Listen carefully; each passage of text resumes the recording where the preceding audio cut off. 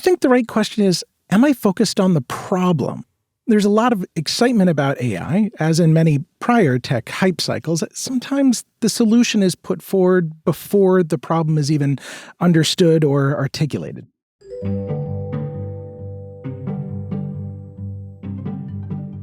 Reid, what's a framework that you give founders?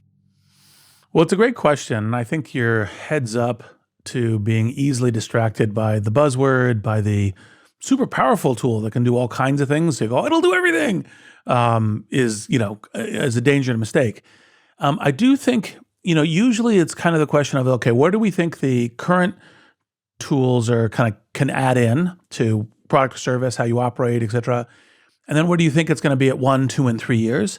And obviously, none of us can fully predict the 3-year thing. And so you have to be somewhat, parameters of success in that. Now, part of when you look at the current big wave of AI, engendered and started by, kind of the ChatGPT wave, is that it's obviously a lot with kind of human language. So when people think about how does this affect my business, I say, well, it's clearly sales and marketing, and it's clearly customer service. Those are language-intensive parts of it.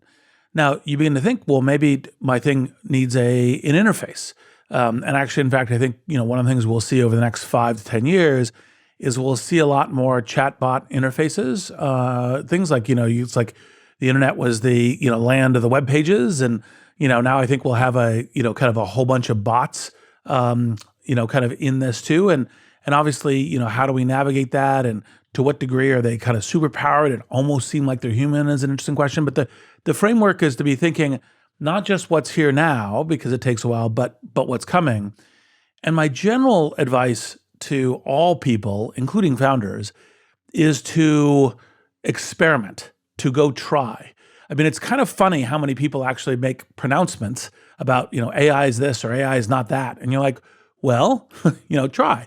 And I'll give you an example. Like one of the most common things with large language models is that they can't count. They're not very good at math. They're not good at prime numbers. David, you know all this from your, in-depth technical knowledge for years being a serial entrepreneur and all the rest.